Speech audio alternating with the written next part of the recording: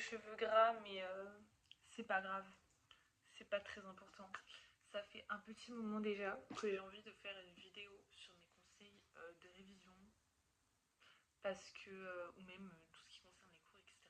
Parce que je me suis rendu compte en arrivant en école d'infirmière où il y avait beaucoup de gens qui sortaient du lycée que pendant mes 2 années de fac, j'ai grave assimilé des trucs, genre des techniques de révision, etc.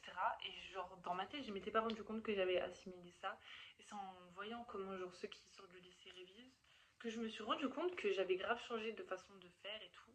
Et que bah genre j'aime bien comment je révise mes cours actuellement. Donc je me suis dit que c'était une bonne idée d'en parler. Sauf que j'avais jamais tourné la vidéo. Donc je me suis dit, je la tourne maintenant. Soyez indulgents parce qu'il est 22 h, que je suis fatiguée. J'ai passé je sais pas combien d'heures à réviser. Genre, je suis arrivée chez moi à 17 h, j'ai révisé jusqu'à maintenant. Donc ça fait, je pense que ça fait beaucoup d'heures. Je n'ai même pas compté en fait. En vrai, il y a plusieurs choses que je fais, mais je pense que ça paraît évident pour réviser. Je vais essayer de faire par ordre chronologique, en mode ce que je fais en premier, ce que je fais tous les jours, ce que je fais que quand je dois réviser un partiel, ce que je fais que quand, je sais pas, que quand je veux connaître mon cours comme ça. Mais déjà, genre la base, mais ça, je pense que tout le monde, tout, même les profs et tout le monde le dit, c'est de relire ses cours le soir. Alors, je vais pas faire genre, il y a plein de fois où je le fais pas. Mais c'est ce qu'il faut faire, c'est ce qui marche. Franchement, je suis la première à avoir la flemme des fois quand je rentre chez moi le soir de reprendre un cours. Parce que, bah, en fait, c'est très facile de se dire, je verrai ça quand j'en aurai vraiment besoin. Là, je suis fatiguée, même de faire autre chose, genre pas forcément de rien faire. Même si je peux comprendre aussi que quand on rentre chez soi, on n'a pas envie de réviser mais de faire autre chose. Alors qu'en vrai, je vous jure, on s'en rend pas forcément compte sur le moment, mais quand on relit ces cours, quand on vient de les faire, on va beaucoup plus facilement les apprendre. Parce que déjà, quand vous relisez vos notes, que vous les avez fait il y a moins de 24 heures, dès qu'il y a un mot qui a été mal écrit, ce genre de truc, vous allez savoir le corriger parce que vous allez vous en souvenir de ce que vous vouliez écrire. Vous allez... Enfin, moi, ça m'arrive plein de fois en tapant vite sur l'ordi, j'écris mal un mot et du coup c'est le correcteur automatique qui corrige et qui met un autre mot. Mais quand vous relisez le jour même, vous allez vous rappeler, vous allez voir que c'est pas le bon mot, vous allez changer, vous allez machin.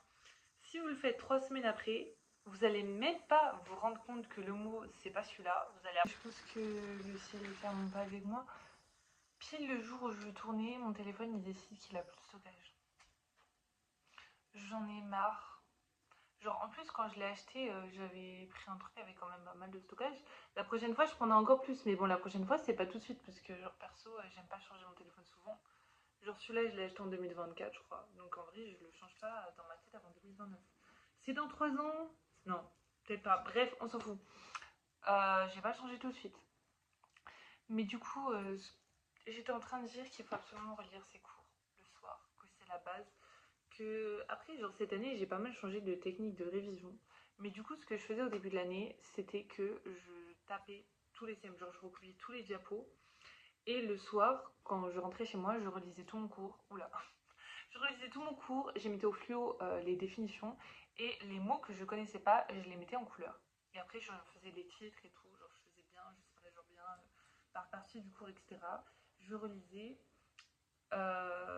et je faisais ça pour tous les cours que j'avais eu dans la journée. Et pour ce qui est des TD, en vrai, je relisais juste mes TD et c'est tout. Parce que franchement, enfin, c'est rare qu'en TD, j'ai vraiment des cours écrits.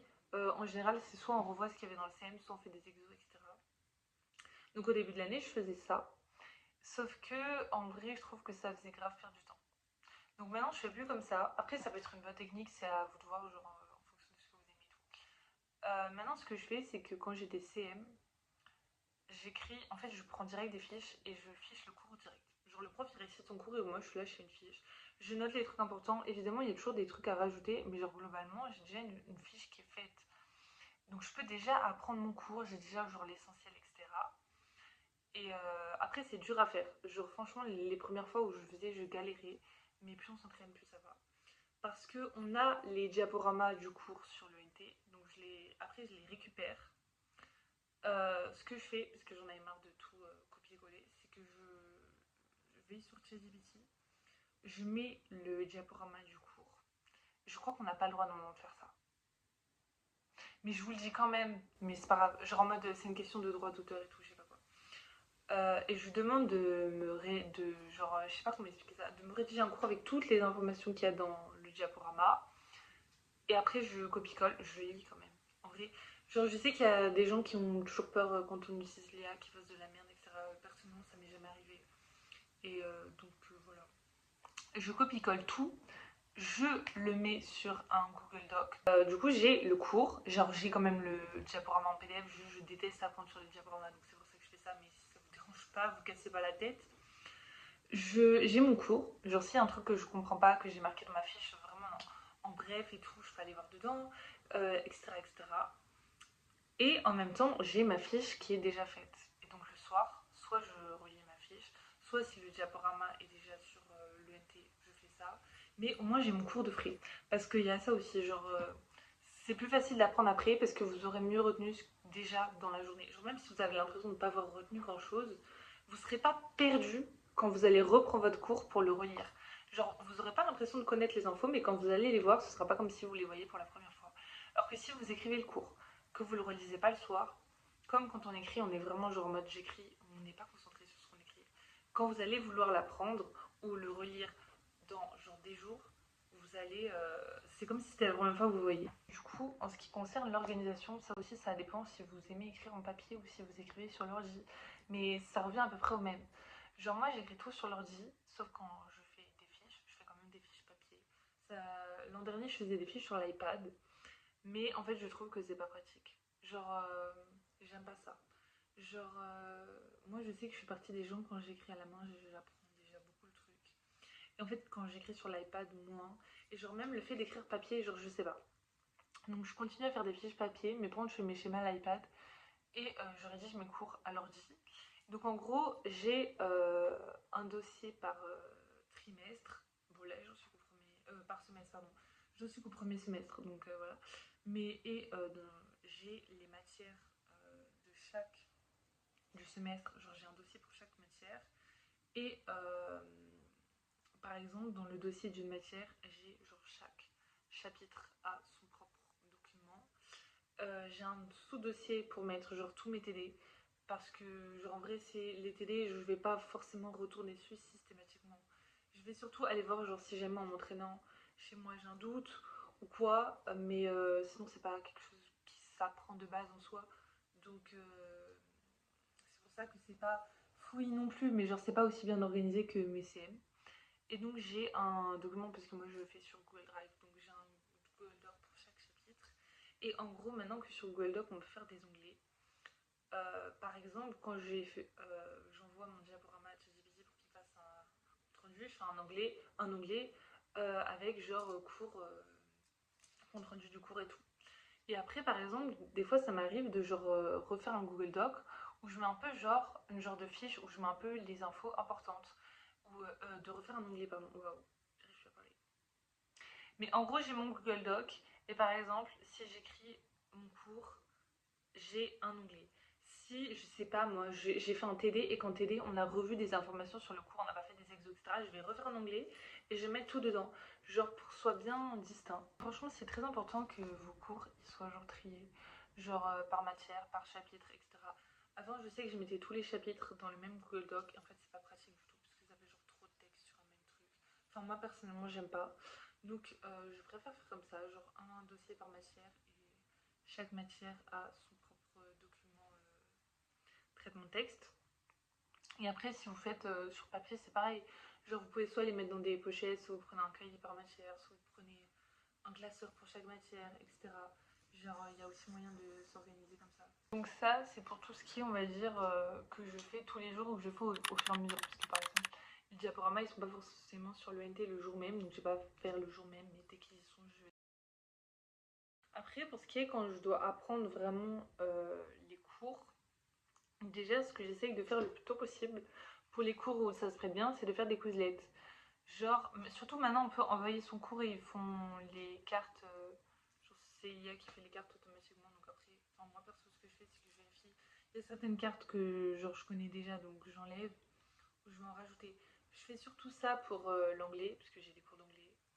Pour tout ce qui est les cours où il y a des définitions, ça c'est pas mal. Euh, mais après, bon, je vais pas mentir, surtout par exemple dans mes études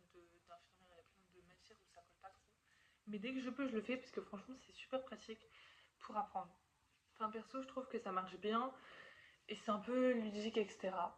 Donc, déjà, je fais ça le plus tôt possible. Et comme ça, genre, enfin, des fois, ça m'arrive de faire des causettes comme ça, plus pour m'occuper et tout. Et donc, je vois un peu mes cours comme ça, même si j'ai pas forcément de TD dessus ou que j'ai pas forcément les partiels qui sont bientôt.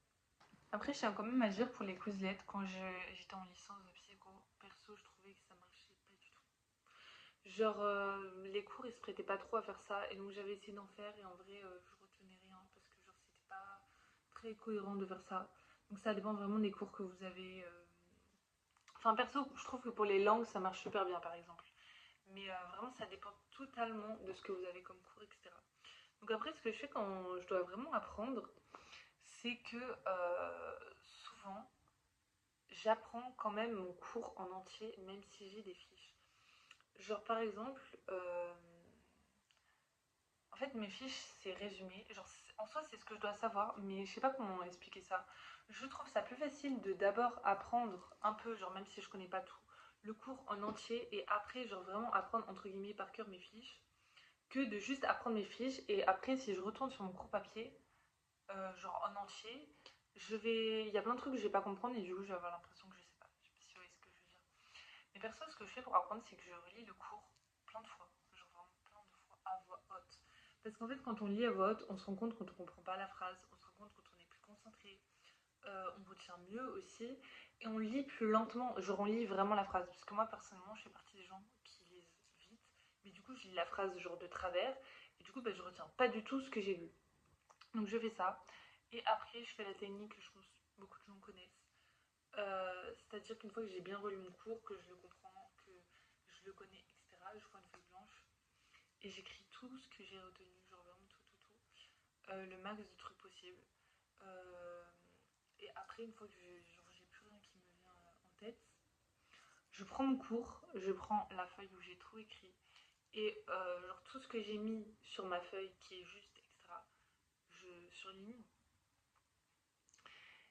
Enfin, je sais pas comment expliquer. Pour être méthodique, ce que je fais, c'est que genre je prends mon cours et je vais prendre genre par exemple la première ligne.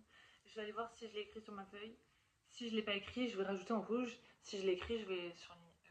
Et si jamais je l'ai écrit mais que c'est genre faux, je vais surligner d'une autre couleur et je vais genre barrer ce qui va pas et écrire la correction en rouge. Donc pour être sûr que genre j'ai mis tout ce qui manque dans mon cours. Après, je vais apprendre tout ce que j'ai marqué en rouge, donc tout ce que je ne savais pas, que j'avais pas mis ou genre, où je me suis trompée.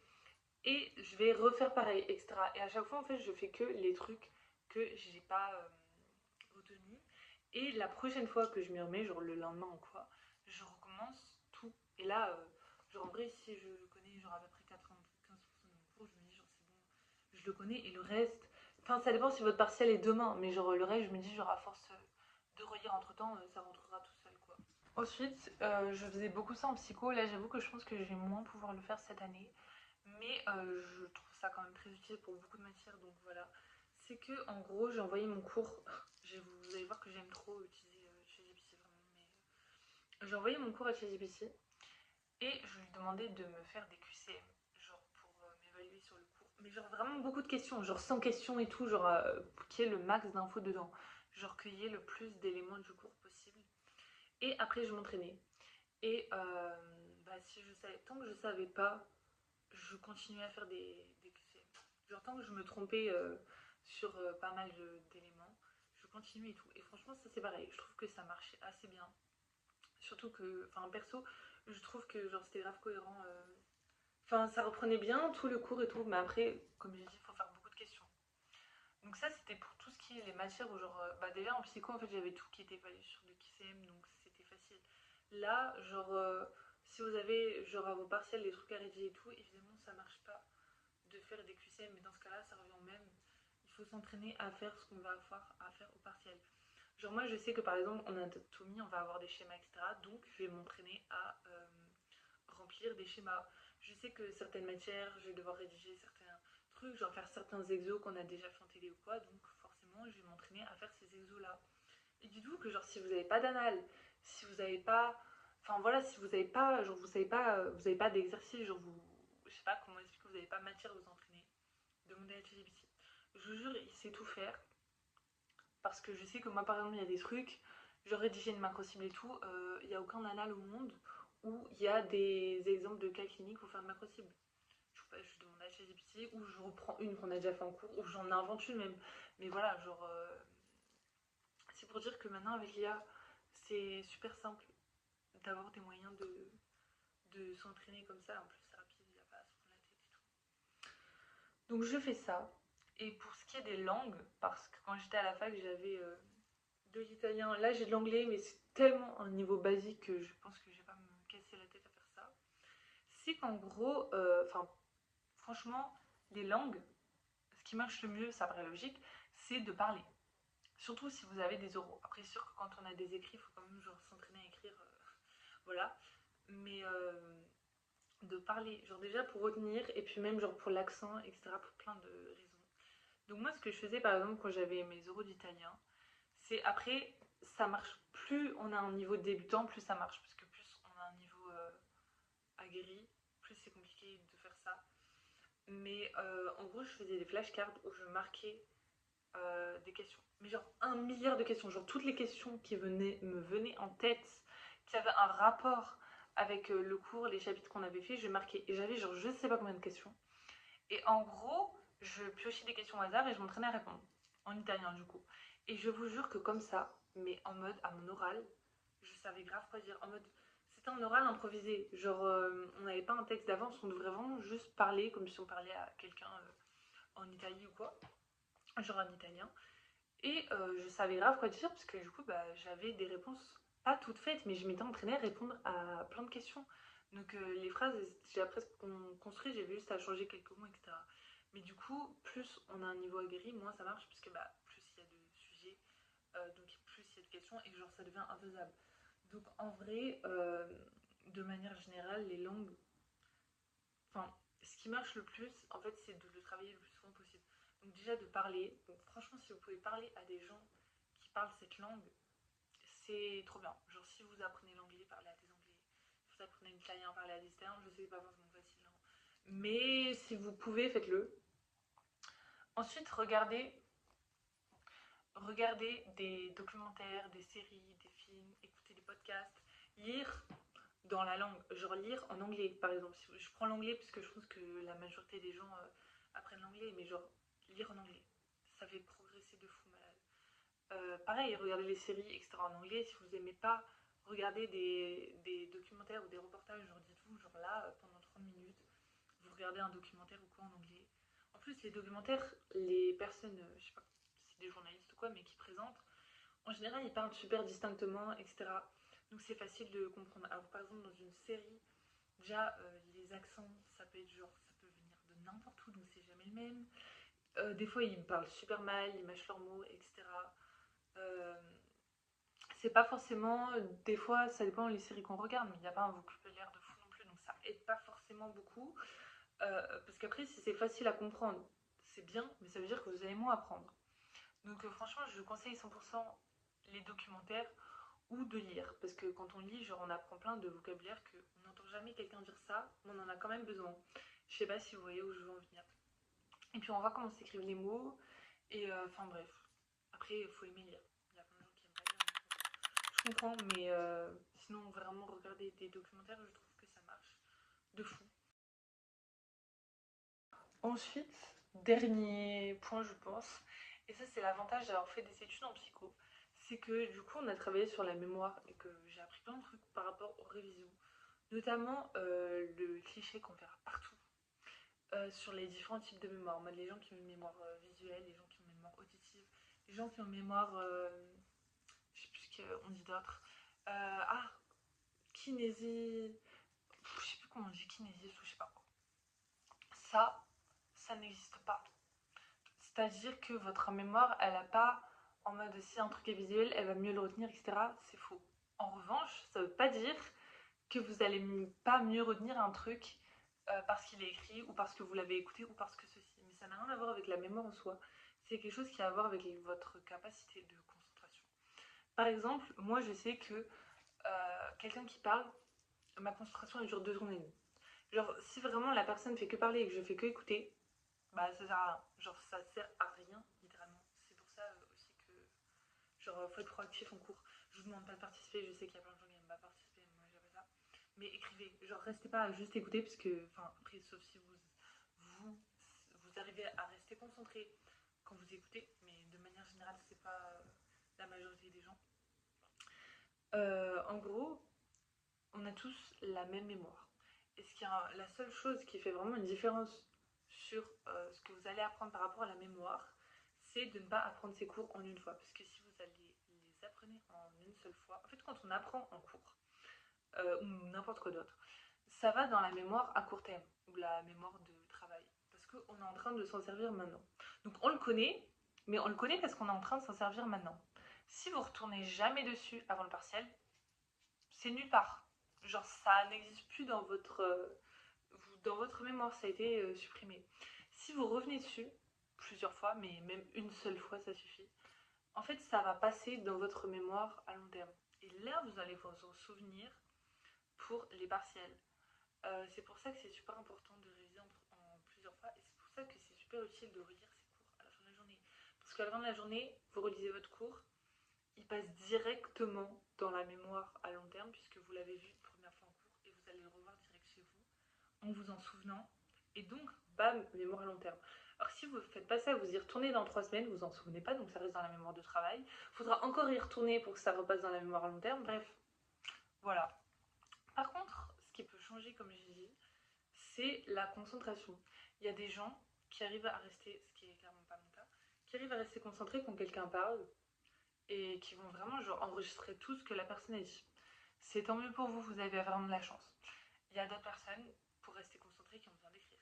Il y a des gens qui ont besoin de faire quelque chose en même temps. Enfin, moi, je sais que après, ça peut être un mélange de tout. C'est-à-dire que, par exemple, il y a certaines matières, par exemple en histoire, où vous allez vraiment être ultra focus si juste vous écoutez le prof, et d'autres matières comme, par exemple, en sciences, où vous allez avoir besoin de tout écrire pour pouvoir rester concentré. C'est pas forcément comment on dit, exhaustif. Je sais pas parce que ça peut être un peu de tout quoi, un mélange. Mais moi je sais que de manière générale, par exemple, j'ai du mal à rester concentrée quand juste le prof il parle et que je fais rien d'autre.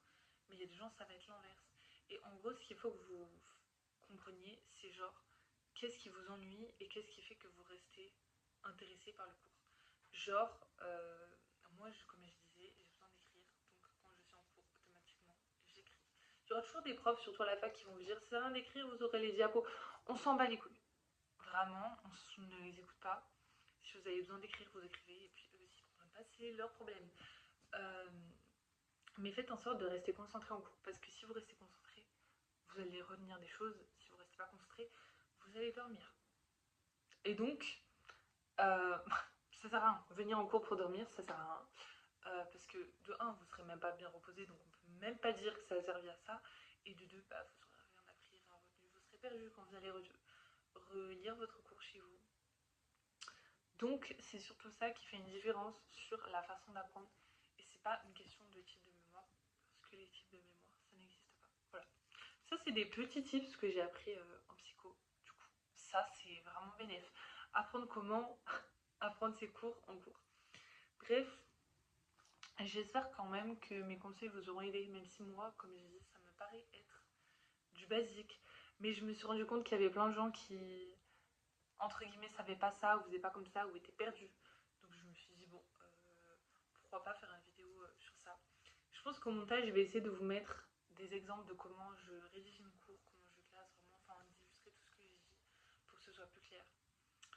Bien entendu, je reste disponible pour toute question. Non, vraiment, premier degré, s'il y a des gens qui sont en école d'infirmière, je sais qu'il y en a une, enfin je connais des gens sur Insta ou quoi, donc on sait jamais s'ils voient cette vidéo. N'hésitez pas, si vous avez des choses, des questions ou quoi que ce soit. Si il y a d'autres personnes qui ont d'autres tips ou quoi, n'hésitez pas aussi à mettre en commentaire si vous avez quelconque question que ce soit.